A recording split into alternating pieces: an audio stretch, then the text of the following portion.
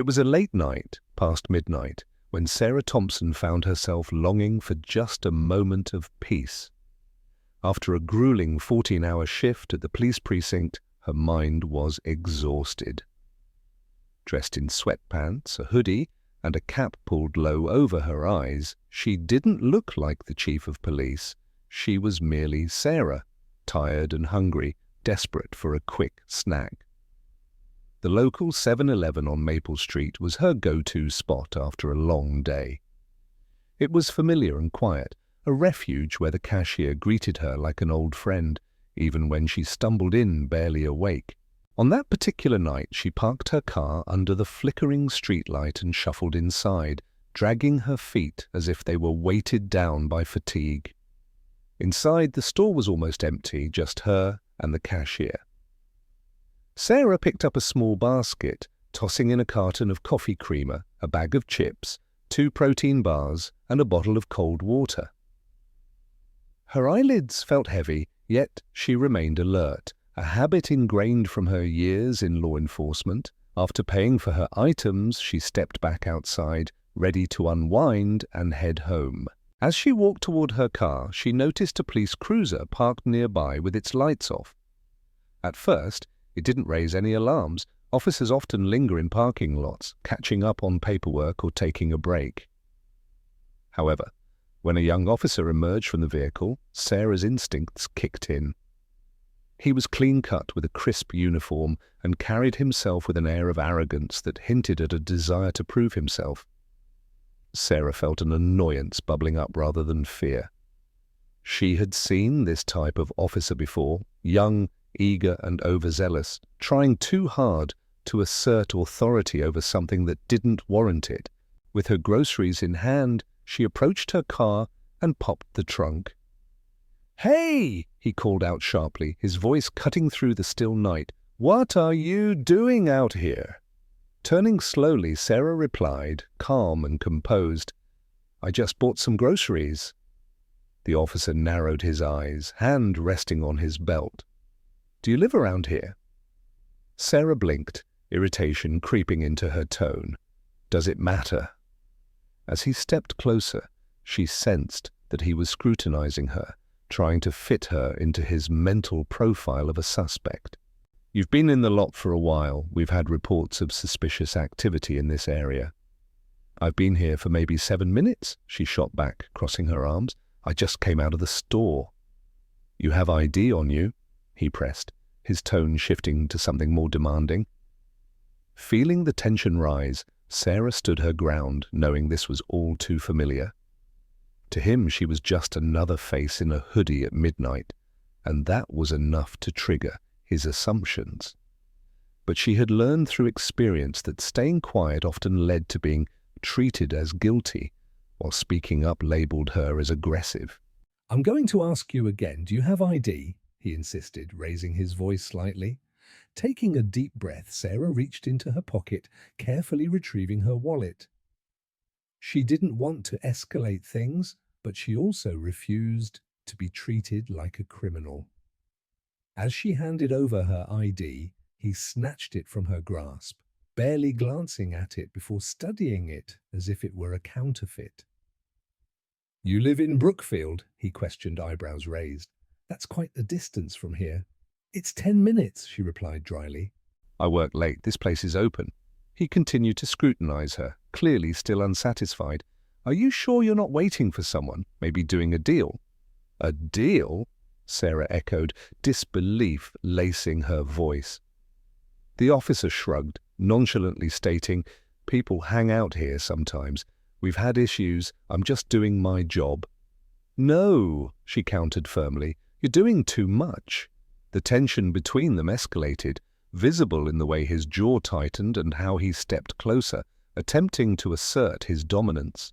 "Excuse me?" he said, incredulous. "You heard me," she replied, maintaining eye contact.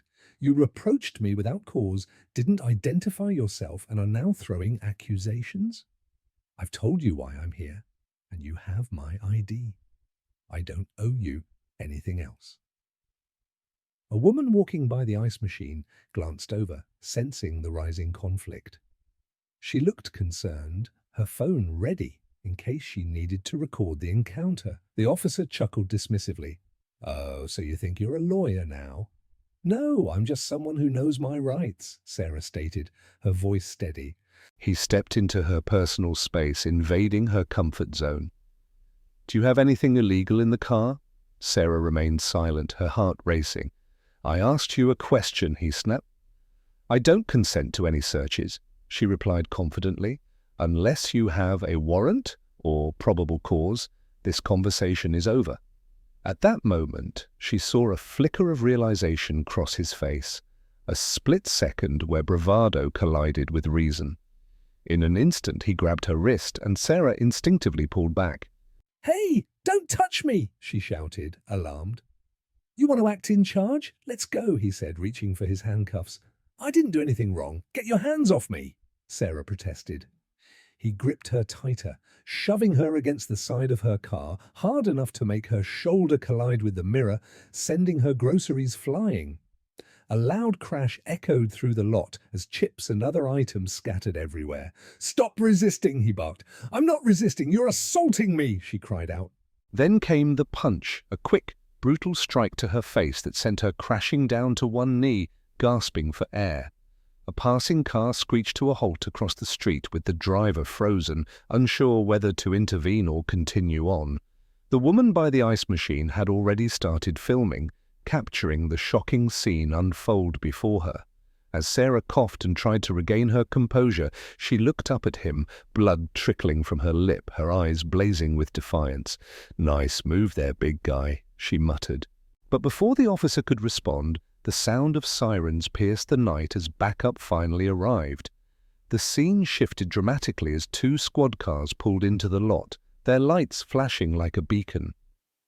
Out of the first car stepped Officer Mark Johnson, a sturdy figure built like a linebacker, followed by Officer Lisa Wright, sharp-eyed and methodical. The atmosphere shifted palpably as they took in the sight before them. A black woman on one knee, a swollen face, blood dripping from her mouth, and a white officer looming over her with clenched fists. "Yo! What the hell happened here?" Officer Johnson's voice cut through the tension. "She was resisting," Knox replied defensively, already backpedaling. "Wouldn't show ID, got aggressive. I had to restrain her." Sarah locked eyes with Officer Johnson, and in that instant, everything changed. He recognized her immediately, his posture shifting from authority to concern. "Chief Thompson," he said, crouching down beside her. "Are you okay?" "I'm fine, just hurting," Sarah replied, her gaze still fixed on Knox. Knox's face paled as he realized who he had attacked, his bravado evaporating in an instant. The woman filming from a distance captured the unfolding drama, ensuring that the world would soon know what had transpired that night. This was not just another routine stop. It was a moment that would echo far beyond the parking lot. As Sarah Thompson stood by her car, the weight of the situation settled in. Officer Knox, a rookie with a chip on his shoulder, was clearly eager to assert his authority. She could see it in the way he carried himself, as if he were on a mission to prove his worth in a world that sometimes overlooked him. Yet standing before her was a seasoned officer, a chief no less, who had faced countless challenges throughout her career. She had dealt with disrespect and prejudice before, and she was not about to let this officer, who didn't know her, dictate her worth. "Do you have any idea how unprofessional you're being right now?" Sarah asked, her voice steady but laced with irritation. She was surprised by her own calmness. After years in law enforcement, she had learned how to maintain her composure even in the most heated moments. But this wasn't just about her. It was about the broader implications of how officers treated citizens, especially in communities of color. Knox, however, seemed unfazed by her tone. Instead, he leaned in closer, narrowing his eyes as if he were trying to decipher a puzzle that didn't fit. "You're out here late at night, and I'm just doing my job.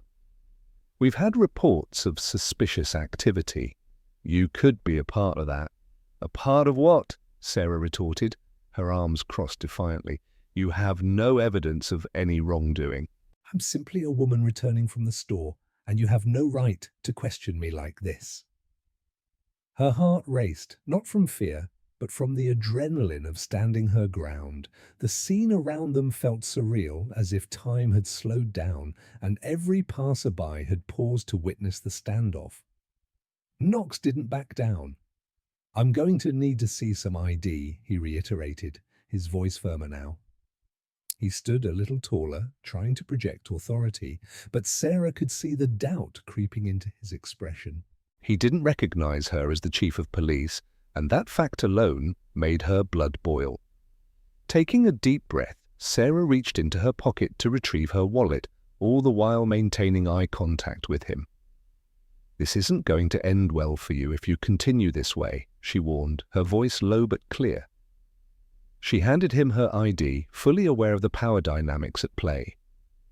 She had spent years working her way up through the ranks, proving herself in a field that often marginalized women, especially women of color.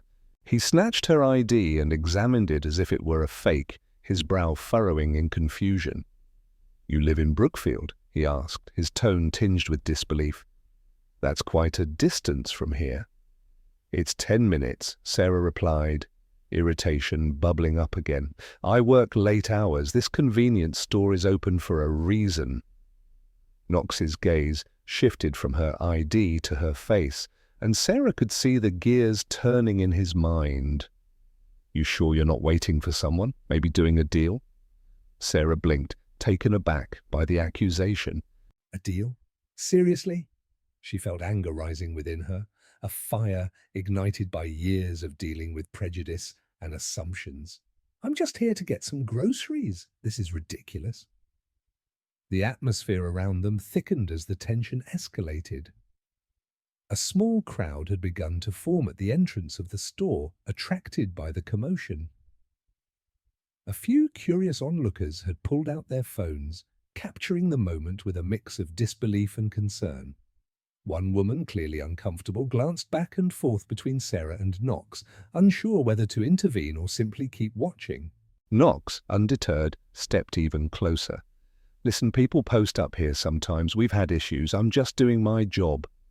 His voice was defensive, but there was a hint of desperation behind it. It was as if he needed to prove something, not just to Sarah, but to the onlookers who were beginning to form opinions about his conduct. "No," Sarah countered firmly, "you're doing too much. You're escalating a situation that didn't need to be escalated." She could feel the heat rising in her cheeks, not from fear, but from the frustration of being misjudged. She had been in law enforcement long enough to know how to handle herself, yet here she was, being treated like a criminal. "What's your name?" Knox asked abruptly, as if trying to regain control of the situation. "Chief Sarah Thompson," she replied, her voice steady. This revelation hung in the air, and for a brief moment the world seemed to pause.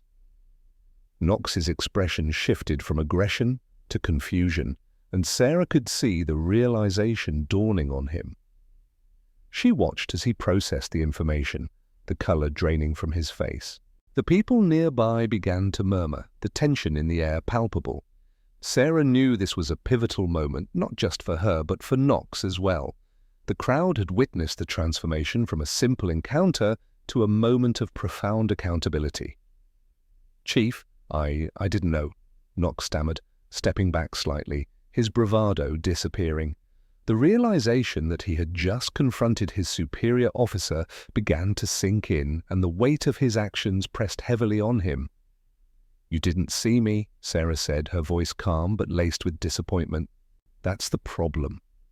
At that moment, the atmosphere shifted.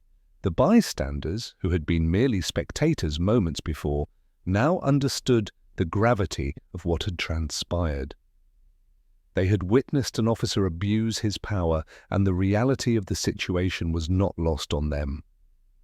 Sarah stood tall, knowing that she had not only defended herself but also stood up for countless others who had been treated unjustly. As the tension hung thick in the air, Sarah prepared for what might come next, fully aware that this was only the beginning of a much larger conversation about bias, authority, and accountability in law enforcement. The moment of realization hung in the air, but the tension was far from over. Officer Knox, momentarily stunned by Sarah's revelation, quickly regained his composure, though the confidence he had moments ago was now shaken. He took a step back, his eyes darting between Sarah and the gathering crowd, seeking validation for his actions. "Just because you're the chief doesn't mean you're above the law," he said, attempting to assert authority once more, but the tremor in his voice betrayed his uncertainty. Sarah took a deep breath, her mind racing. This was not just about her. It was about the systemic issues that plagued law enforcement, the biases that led to assumptions based solely on appearance. "I'm not above the law, Officer Knox," she replied, her tone measured yet firm. "But I demand to be treated with respect, just like anyone else." As she stood her ground, the bystanders watched intently, some recording the encounter on their phones. A young man stepped closer, his expression a mix of concern and curiosity, while an elderly woman shook her head in disappointment. Their reactions mirrored the collective frustration many felt towards the injustices often overlooked in everyday interactions. Knox, still unwilling to back down, moved closer, invading Sarah's personal space. "You're being uncooperative, and I can't let that slide," he asserted, his bravado returning in a desperate attempt to save face. "I'm going to need to search your car." The audacity of his request infuriated Sarah. "You have no right to search my vehicle without probable cause," she said, her voice steady but rising with indignation. "You're not just overstepping your bounds, you're abusing your authority." The words hung in the air, resonating not only with the crowd, but with the very principles of justice that she had sworn to uphold. "Why are you making this so difficult?" Knox pressed, his frustration evident. "Just comply and we can sort this out." "Comply with what? Your assumptions?" Sarah replied, exasperated. "You're treating me like a criminal when I'm simply a woman trying to go home after a long day at work. This isn't about compliance, it's about accountability." The crowd began to murmur, sensing the shift in dynamics. A few people exchanged glances, understanding that this was a pivotal moment not just for Sarah, but for the larger conversation about race and authority. One man, emboldened by the situation, called out, "You need to back off, man. She's done nothing wrong." The words hung in the air, and Knox's face flushed with anger. He looked around at the growing crowd, realizing he was no longer the dominant figure in this interaction. "Sir, this is a police matter," he snapped, trying to regain control. Sarah seized the opportunity, her voice rising above the chaos. "This is exactly the problem," she shouted, addressing both Knox and the crowd. "This isn't just about a single police encounter. It's about how people in positions of power perceive individuals based on race and appearance. It's about how those assumptions lead to violence. And it's about time we start talking about it." The crowd's murmurs grew louder, a mixture of support and shock resonating among them. A young woman near the front started recording on her phone, the red light blinking as she captured the unfolding drama. Sarah could see the support in their eyes, and it fueled her resolve.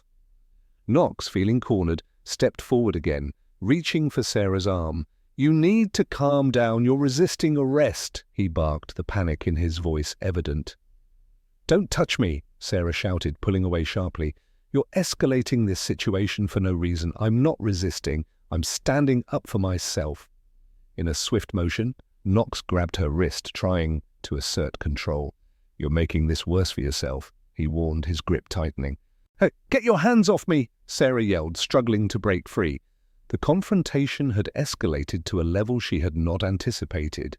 She felt a rush of adrenaline as she fought against his grip, aware of the eyes watching them, the phones recording every moment. Suddenly, with a swift motion, Knox punched her in the face, a brutal and unnecessary strike that sent Sarah crashing to one knee, gasping for breath. The impact echoed in the stillness of the night, and gasps erupted from the crowd. The young man who had spoken up earlier shouted in disbelief, while others began to murmur angrily. "Stop resisting," Knox barked, though the absurdity of his statement was clear to everyone present. Sarah, clutching her face, coughed as blood trickled from her lip. The sight of a woman, a chief of police, being assaulted was shocking, and the crowd's anger grew palpable. A car across the street screeched to a halt, the driver's eyes wide with horror. A woman by the ice machine peeked around the corner, her phone still recording. The scene had transformed from a routine encounter to a shocking display of power gone awry. As Sarah knelt there, feeling the pain radiate through her face, she locked eyes with Knox, who stood over her, breathing heavily. "You're a big man, huh?" she muttered defiantly, despite the pain. Before Knox could respond, the sound of sirens pierced the air. Red and blue lights flooded the parking lot, illuminating the chaos that had unfolded. Backup had arrived and the atmosphere shifted dramatically as two squad cars pulled in, tires screeching to a halt. Out of the first car stepped Officer Jake Martinez, a tall, muscular figure, followed closely by Officer Emma Lee, who surveyed the scene with a keen eye. As they approached, the tension in the air was electric. Sarah could feel the shift in the crowd, their attention turning towards the new officers. Officer Martinez quickly assessed the situation, his expression changing from confusion to concern as he noticed Sarah on the ground, blood on her face. "What the hell happened here?" he demanded, looking at Knox, who was visibly shaken. "She was resisting," Knox protested, his voice defensive. "I had to restrain her." Sarah looked up, her eyes meeting Officer Martinez's. "I'm fine, just hurting," she said, her voice steady, even as her body trembled from the impact. As the new officers began to process the scene, the reality of what had occurred started to settle in. The crowd, once mere observers, were now witnesses to an alarming incident of police brutality. The atmosphere was charged with a newfound urgency, and Sarah knew that this was only the beginning of a larger conversation that needed to happen, a conversation about accountability, respect, and the fight against systemic bias in law enforcement. As the red and blue lights flashed across the parking lot, the atmosphere shifted dramatically. Officers Jake Martinez and Emma Lee stepped out of their cruiser, their uniforms crisp and authoritative. The crowd, which had gathered in disbelief at the unfolding scene, now turned their attention to the new arrivals, sensing a change in the dynamics of the situation. "What happened here?" Officer Martinez demanded, his voice booming as he assessed the chaotic scene. He quickly took in the sight of Sarah Thompson, the chief of police, kneeling on the ground with blood trickling from her lip, and Officer Knox, whose posture had shifted from assertive to defensive. "He was attacking me," Sarah said, her voice steady despite the pain. "I was just trying to go home after a long shift, and he decided to confront me without any cause." Knox, caught off guard, stammered, "She was resisting. I had to restrain her." His tone was desperate, as if he were trying to convince not just Martinez and Lee, but himself as well. "Resisting?" Officer Lee interjected, her brow furrowed in confusion. She moved closer to Sarah, concern evident in her eyes. "Ma'am, are you all right? Can you stand?" "I'm fine," Sarah replied, though she could feel the adrenaline coursing through her veins. "Just a little shaken up, but I need you to understand what just happened here." Martinez moved to stand beside her, his demeanor shifting from authoritative to empathetic. "We're listening, Chief. Can you tell us what led to this?" Sarah took a deep breath, her heart racing as she recounted the encounter. "I was at the store just trying to buy some groceries. Officer Knox approached me without identifying himself or explaining why he was questioning me. He assumed I was doing something wrong simply because of my appearance and the time of night." As she spoke, the crowd began to murmur amongst themselves, their expressions shifting from shock to disgust at the treatment Sarah had endured. One bystander, a middle-aged woman, shook her head in disbelief. "This is unacceptable," she exclaimed, drawing nods of agreement from others. "You need to understand, that this isn't just about one encounter, Sarah continued, her voice growing stronger. It's about the systemic biases that exist within law enforcement. This is what happens when officers make assumptions without knowing the facts. Officer Lee glanced at Knox, who was visibly sweating, his bravado crumbling under the scrutiny of his fellow officers and the bystanders. "Did you identify yourself before confronting her?" she asked, her tone firm but calm. No," Knox admitted, his voice barely above a whisper. "I just saw her standing there, and I thought—" "Thought what?" Sarah interjected, her gaze piercing. "That I was a threat simply because I was a black woman in a hoodie." "You didn't take a moment to consider my humanity, did you?" The weight of her words hung in the air and the crowd grew silent, each person absorbing the reality of the situation. Martinez, sensing the gravity of the moment, turned to Knox. "You need to step aside," he ordered, his voice brokering no argument. "We'll handle this from here." Knox's shoulders slumped as he stepped back, his authority stripped away. The shift in power was palpable, and the onlookers watched with bated breath, knowing they were witnessing a critical moment. "Ma'am, we're going to need to call for medical assistance," Martinez said, assessing Sarah's condition. "I want to make sure you're all right." "I appreciate that," Sarah replied, her voice steady. "But I also want Internal Affairs notified. This isn't just about my injury, it's about accountability for Officer Knox's actions." "Absolutely," Lee affirmed, taking out her radio. "We'll get Internal Affairs involved. This needs to be documented." As she spoke, the woman from the ice machine continued recording, capturing every detail of the unfolding scene. The tension in the air was palpable, but there was also a sense of urgency and resolution. The commotion had drawn the attention of others in the area, and soon more officers arrived, responding to the call for backup. The crowd, which had started as a handful of concerned onlookers, had grown into a larger assembly of witnesses, all eager to see justice served. Sarah felt a surge of solidarity from the crowd, their presence a reminder that she was not alone in this fight. "This is just the beginning," she declared, her voice rising above the murmurs. "We need to hold those in power accountable. This isn't just about me, it's about everyone who has been treated unjustly." Martinez nodded, clearly moved by her resolve. "We're on your side, Chief. We'll make sure your voice is heard, and we'll ensure that this situation is taken seriously." As the paramedics arrived, Sarah felt a mix of relief and determination. She had faced down an unjust encounter and emerged with her head held high. "I won't let this go unchecked," she thought, knowing that her experience would serve as a catalyst for change, not just within her department, but in the community at large. The crowd remained united in their support for Sarah as the officers began taking statements and gathering evidence. This moment, charged with tension and emotion, marked the beginning of a larger conversation about race, authority, and the need for systemic change in law enforcement.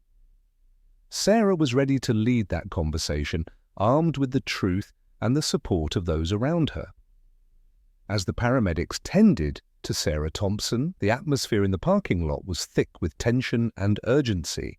The crowd, now fully engaged in the unfolding drama, watched as the medics assessed her injuries. Sarah could feel the coolness of the antiseptic wipes against her skin, a stark contrast to the heat of anger that still coursed through her veins. "Ma'am, can you tell us if you're experiencing any pain?" one of the paramedics asked, gently probing her face to evaluate the extent of her injuries. "I'm okay, but I've definitely got a headache and my lip hurts," Sarah replied, her voice steady despite the throbbing pain. "But more importantly, I need to ensure that Officer Knox is held accountable for what he did." The paramedic nodded, making notes as he prepared to wrap her injured lip. "We'll make sure you get checked out at the hospital," he said, glancing at the officers nearby. "You have every right to seek justice." Meanwhile, Officer Martinez was speaking to the onlookers, ensuring that everyone understood the importance of their testimonies. "We'd like to gather statements from those who witnessed the incident," he called out, his tone authoritative yet inviting. Your observations will be crucial in this case." A few individuals stepped forward, eager to share what they had seen. Among them, the young man who had spoken up earlier said, "I saw the whole thing. Officer Knox was aggressive right from the start. He had no reason to treat her that way." His voice was filled with conviction, and his words resonated with the crowd, sparking murmurs of agreement. As Sarah sat on the curb, watching the scene unfold, she felt a mix of emotions: frustration, anger, and a flicker of hope. This wasn't just about her ordeal. It was about everyone who had ever faced discrimination or unjust treatment. She realized that her situation could shed light on a much larger issue within the police force and society at large. Once the paramedics had finished tending to her, they helped Sarah to her feet. "You're going to need to go to the hospital for a thorough examination," one of them said gently. "It's better to be safe than sorry." "I understand," Sarah replied, her mind already racing ahead to the next steps. "But I want to make sure that Officer Knox is properly dealt with. I can't let this go unchecked." As they prepared to transport her, Officer Lee approached. "Chief Thompson," she said, her expression serious, "we'll make sure that Internal Affairs is notified immediately. This isn't just a matter of protocol, it's about accountability. We need to ensure that this kind of behavior is addressed." "Thank you, Officer Lee," Sarah said, appreciation evident in her voice. "This isn't just about what happened to me. It's about the trust that the community places in law enforcement. We need to rebuild that trust, and it starts here." As they loaded her into the ambulance, Sarah could see the crowd still gathered outside the store, their faces a mixture of concern and solidarity. She felt a swell of determination. They were there for her, and their support fueled her resolve to fight for justice. Once they arrived at the hospital, Sarah was subjected to a series of tests and evaluations. The doctor confirmed that she had suffered a mild concussion and some bruising, but she would recover. However, the emotional scars of the incident would take longer to heal. While she waited for her discharge, Sarah reflected on the night's events.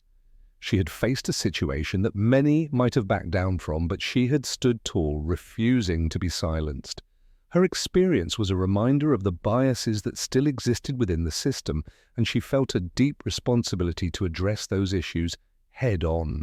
After being released from medical care, Sarah returned home, her heart heavy but resolved. She knew that the road ahead would be challenging. There would be backlash, scrutiny, and perhaps even criticism from those who didn't understand the significance of her stand. But she was prepared for it. The next morning, as she sat in her kitchen, the sun streaming through the window, her phone buzzed incessantly with messages from friends, colleagues, and even strangers.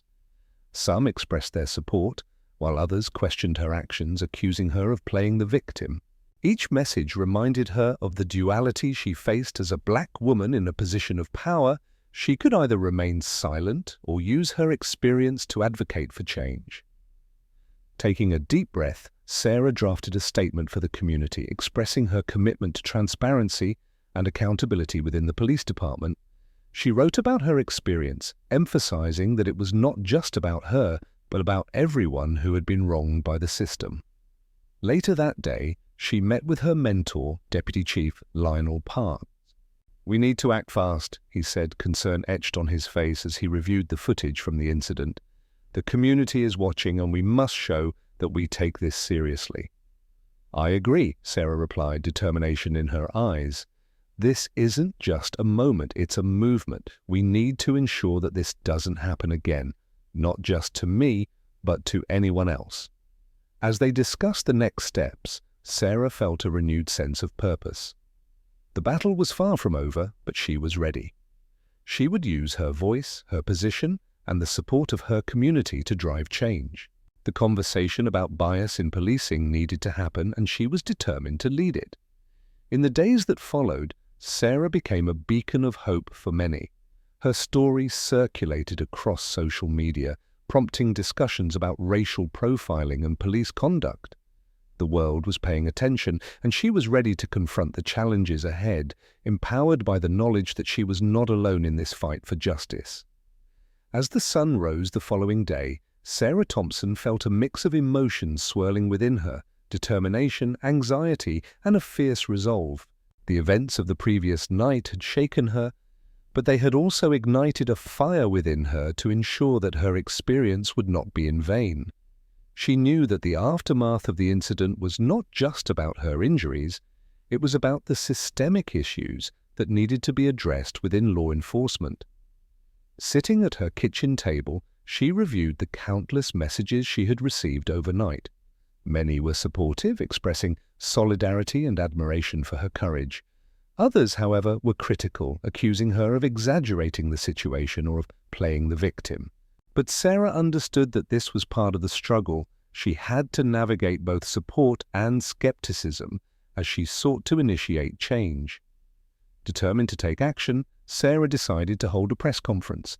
She wanted to speak directly to the community, to explain what had happened, and to advocate for the changes she believed were necessary within the police department. She reached out to her colleagues, including Deputy Chief Lionel Parks, who was supportive of her decision. "It's important that you share your story," he said. "Your voice carries weight, and you can help others who may not have the same platform." On the day of the press conference, the atmosphere outside the precinct was electric. Supporters gathered, holding signs that read, "J,